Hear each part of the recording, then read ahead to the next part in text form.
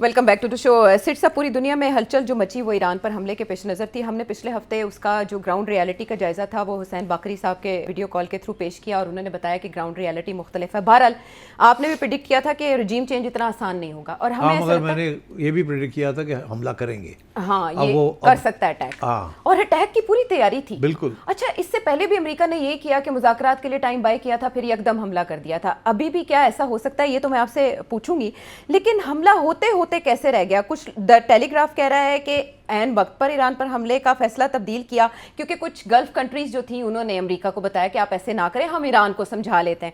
New York times कह रहा है कि नेतन्याहू के कहने पर, क्योंकि वो रिटेलिएशन के लिए तैयार नहीं है। वॉल स्ट्रीट जर्नल कह रहा है कि जो पावरफुल सेक्टर्स हैं अमेरिका के, उन्होंने ये कहा कि आप अटैक कर भी लेते हैं तो रजीम चेंज की गारंटी नहीं दी जा सकती। तो इन तीनों में से सच क्या है, कैसे रुका? तीनों सही है। देखिए, इसके अलावा भी इश्यूज हैं।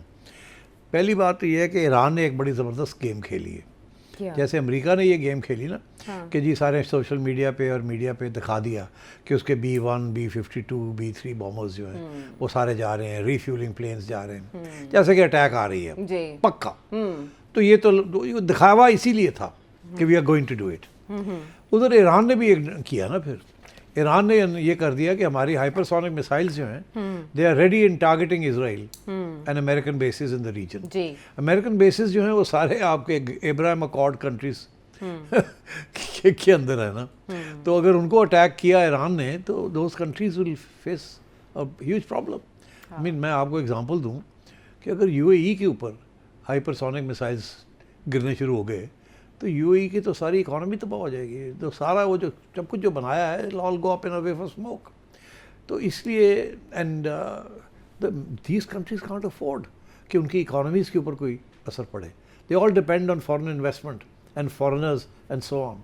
और तो इसलिए तो उनकी तरफ से प्रेशर तो डेफिनेटली होगा कि यार अब अगर ईरान ने ये अनाउंस कर दिया है कि we are going to fire our hypersonic missiles, और उन्होंने दिखावे के बाद भी तस्वीरें आनी शुरू हो गई हैं हाइपरसोनिक मिसाइल्स की, बिकॉज दे ट्रैवल एट मतलब multiple times the speed of sound, और उनको रोकना इतना आसान नहीं है। सो कॉल्ड इसराइल की जो आयरन कर्टन है, ये क्या है, iron dome.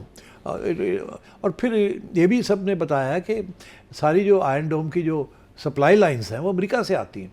The missiles that are used to drown, to knock out incoming missiles और इनकमिंग एयरक्राफ्ट, तो वो तो सारा अमेरिकन सप्लाई करता है, इसराइल के पास तो नहीं है। अमेरिकन सप्लाईज भी उन्होंने पिछली दफ़ा जब अटैक किया था तो they used up a lot of their stock pile.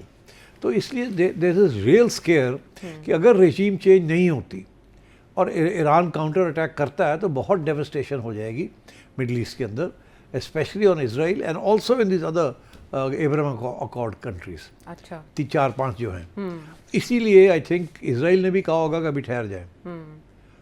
आपने कोशिश की रेजीम चेंज करने की, आपने इलॉन मस्क का स्टारलिंक भी चला दिया, इंटरनेट भी रिस्टोर करा दिया, वहाँ प्रोपेगेंडा भी चल रहा है, CIA एजेंट्स भी हैं और डेमोन्स्ट्रेशंस भी हो रहे हैं, मगर उनका कोई असर नहीं हो रहा ज़्यादा। स्टारलिंक को डाउन कर दिया है ईरान ने with the help of Russia and China. तो ईरान खुद तो नहीं कर सकता था, वो टेक्नोलॉजी तो है ही नहीं उनके पास। तो रशियंस एंड चाइनीज़ ने करके उनको बचा लिया from Starlink. So Starlink video link is out, internet is out. तो वो जो सारी इस्तेमाल किया जा रहा था, एक बेस बनाया जा रहा था, वो बेस नहीं बना ना। और वो जो डेमोन्स्ट्रेशंस हो रहे हैं, इन्होंने ईरानियन रजीम ने काउंटर डेमोन्स्ट्रेशंस शुरू कर दिए हक में हुकूमत के मुजाहरे हुए हैं बड़ी तादाद में। फिर वो जो रेवोल्यूशनरी गार्ड्स हैं उन्होंने तो बिल्कुल अपना ये क्लियर कर दिया है कि जो मर्जी हो जाए, वी आर 100,000 स्ट्रॉन्ग। हम तो बिल्कुल, आप ये वेनेजुएला वाली बात ना सोचें कि जी यहाँ ये हो जाएगा, यहाँ तो बहुत कुछ हो जाएगा, हम कर देंगे। और वो आइडियोलॉजिकली मोटिवेटेड है। जैसे ये डेमोन्स्ट्रेशन जो हुई हैं हुकूमत के हक़ पे, ये आइडियोलॉजिकल मोटिवेशन है ना। देखिए, इसमें कोई शक नहीं है आयशा कि ईरान के अंदर लोगों की हालत ख़राब है। सैंक्शंस बाइट कर रहे हैं, काफ़ी बुरा हाल है लोगों का। गैस नहीं मिल रही, एनर्जी सप्लाईज नहीं है, बिजली नहीं है, महंगाई है, बहुत हालत ख़राब है बेचारों की। मगर उसके साथ रेजीम चेंज नहीं हो रही। जैसे कि शाह ईरान 1979 में रज़ा शाह पहलवी जब उसको गिराया था, तो उस वक्त जो डेमोन्स्ट्रेशंस हुई थी ऑल अक्रॉस ईरान, देवो उसको रोक नहीं सका था वो, डिस्पाइट हिज गेस्टापो, उसकी बहुत बड़ी इंटेलिजेंस सर्विस थी, बट वो रोक नहीं सका था उनको। आज ही के दिन वो चले गए थे छोड़ के आज का दिन जी 16 तो मगर उसके बाद फिर अयतुल्ला खोनी पेरिस से वापस आए थे और इस्लामिक रेवोल्यूशन हुई थी, because the movement was Islamic. ये मूवमेंट के अंदर सबसे बड़ा प्रॉब्लम ये है कि अगर इस गवर्नमेंट को गिराते हैं, जिसको शायद वो पसंद नहीं करते लोग, बहुत से लोग, मगर वो कहते हैं कि ये तो फिर अमेरिका को तो उससे ज्यादा नफरत करते हैं। एंटी अमेरिका सेंटिमेंट बहुत ज्यादा ना, मर्ग बा अमेरिका। हाँ, बिकॉज उनको पता है कि तारीख के अंदर अमेरिका ने क्या क्या किया है जी।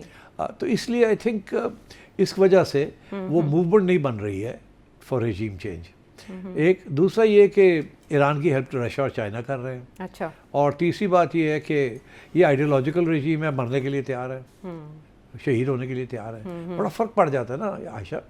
फॉर एग्जांपल मैं आपको देता हूँ, ये जो शहादत का जो कॉन्सेप्ट है ना, जो इस्लाम के अंदर है, ये आपको बड़ी दिलेरी देता है, बिकॉज यू वेलकम शहादत ना, मौत का खौफ नहीं रहता। इसीलिए आपकी एयरफोर्स, आपकी आर्मी, आपकी नेवी जो है, they much more efficient and much more productive and much more aggressive. वो रिस्क लेते हैं, उन्हें फिक्र नहीं है कि मर जाओगे तो की हो गया, जन्नत ही मिलेगी। हाँ, तो उधर दूसरी साइड तो मरना इज यू नो, उनके लिए जिंदगी सब कुछ है। एब्सोल्युटली। तो इसलिए I think this makes a very big difference, the motivation, ideological motivation of Islamic forces of being a मुसलमान। तो आई थिंक इस किस्म के इश्यूज हैं, डोनाल्ड ट्रंप को समझ आ गई है।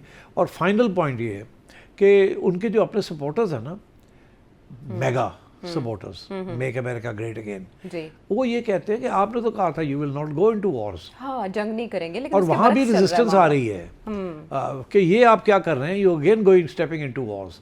और जिसकी वजह से डोनाल्ड ट्रंप कॉन्स्टेंटली एक्सप्लेन कर रहा है कि हमने बूट्स ऑन ग्राउंड नहीं लगने के, बूट्स ऑन। तो ये फिर स्ट्राइक्स करने के साथ क्या होगा, आपने न्यूक्लियर इंस्टॉलेशंस के ऊपर तो पहले स्ट्राइक्स कर ली हैं ना, चलो आप समझे कि पूरे कामयाब हो गए, क्या उसके साथ कोई मसला हल हुआ है? नहीं हुआ ना। ईरान तो वहीं खड़ा है। तो अब आप क्या करेंगे? अगर आप फिर जाके 2 दिन बमबारी करके आ जाएंगे तो क्या मिलेगा आपको? या तो ये हो कि आप, जैसे आपने उससे पहले डिकैपिटेशन की थी, सारी मिलिट्री लीडरशिप, बहुत से लोगों को मारा था, या तो आप, are you ready for that, are you able to do that अभी भी, कि आप डेसिमेट कर दें the entire leadership of the revolutionary guards and the आयतुल्लाहs? वो आप नहीं कर सकते। और मैं, क्योंकि ईरान भी तो समझ गया ना गेम क्या है, उन्होंने भी तो कॉर्नर कर लिया, उनको भी समझ आ गई है CIA एजेंट्स क्या कर रहे हैं, क्या नहीं कर रहे, and they are also now making precautions कि वही चीज़ फिर से ना हो जो पहले हुई थी। तो आई थिंक डोनाल्ड ट्रंप को एक बात समझ आ गई है, इसराइल को, कि रजीम चेंज नहीं होने जा रही है, अभी नहीं होने जा रही, अभी और काम करना पड़ेगा, अभी और मेहनत करनी पड़ेगी, तैयारी और करनी पड़ेगी। एक दूसरा ये कि अगर ईरान काउंटर अटैक करता है तो उसके साथ बहुत नुकसान हो जाएगा। अभी हम उस पोजीशन में नहीं हैं कि हम उसकी काउंटर अटैक को रोक सकें। So I think for these reasons Donald Trump ने हाथ पीछे हटा लिया, and I think the Iranians welcome that, कि अच्छी बात है, पीछे हटे आप, लड़ाई झगड़े से हटे, but that is only because Iran was able to demonstrate 2 things. एक ये कि मूवमेंट के साथ रजीम चेंज नहीं होनी। ये ट्राई करके देख लिया वैसे अब की बार, क्योंकि ईरानी मंदूब कह रहे हैं सिक्योरिटी काउंसिल में कि हमें दाइश तर्ज की दहशतगर्दी का सामना करना पड़ा। वहाँ जो राइफल्स यूज़ हो रही थी वो अमेरिकी साख्ता थी, जो 80 की दहाई में अमेरिका ने प्रोड्यूस की। तो अब the second reason is that Israel is scared कि ईरानियन मिसाइल्स अगर आ गए इजरायली शहरों के ऊपर, तो वो तो ईरान ने थ्रेट किया है कि जहाँ जहाँ डे मौजूद है, फिर हम वो कहते हैं हम मरने जा रहे हैं तो हम आपको लेके मार के मरेंगे। हाँ, मार के मरेंगे। तो आई थिंक इस किस्म की रीअसेसमेंट हो रही है कि कब अगर करना है तो कब करना है, अभी नहीं करना।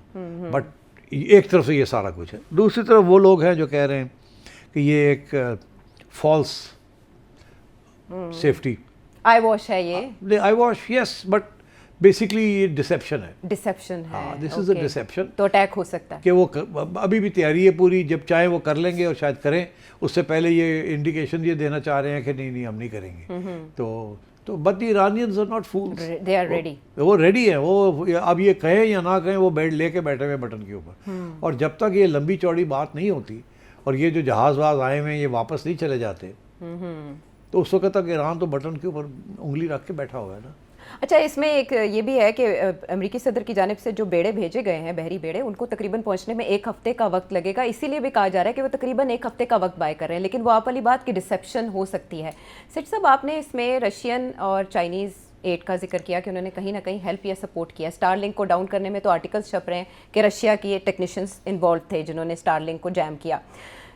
कहीं ना कहीं क्या पाकिस्तान का भी आपको फुटप्रिंट दिखाई देता है कि उसने कोशिश की हो हमला रोकने में? देखिए, पाकिस्तान के तो ओपन स्टेटमेंट्स है ना कि ये नहीं होनी चाहिए। हाँ, आलमी कवानीन की पासदारी होनी चाहिए। और सारे यही कह रहे हैं ना, मिडिल ईस्ट कंट्रीज यही कह रही हैं कि ये मत करें।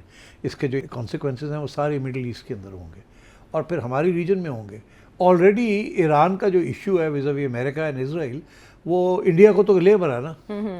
Chabahar oil, India Narendra Modi फारग हो गया बिकॉज वो अभी तक सो कॉल्ड न्यूट्रल लाइन ले रहा है। तो अभी तक जंग ही नहीं हुई। अभी तो पहली स्टेजेस ही हैं जिसके अंदर इंडिया मारा गया है, क्योंकि इंडिया जो है तजारत कर रहा है। और अब आखिरी अभी जो खबर आपने बताई है कि इंडिया की तरफ से अमेरिका ने कहा जी चाबहार को बंद करें। हाँ जी, 25% उन्होंने कहा टैरिफ जो ईरान के साथ मामलात करते हैं उन कंट्रीज पे लगेंगे फौरन। अब देखिए ना, ये देखिए, Chabahar is not just India Pakistan. हम तो ये समझते हैं चाबहार को इंडिया इसलिए सपोर्ट कर रहा था ताकि वो इंडिया अफगानिस्तान की तरफ उसको रास्ता मिल जाए और अफगानिस्तान को हमारे खिलाफ करे। मगर एक्चुअली जो रियल इशू है इंडिया, एक तो वो है कि ठीक है अफगानिस्तान तक हम इंडिया पहुंच जाए, वो तो इम्पोर्टेंट है उनके लिए, प्रॉक्सी वॉर के लिए।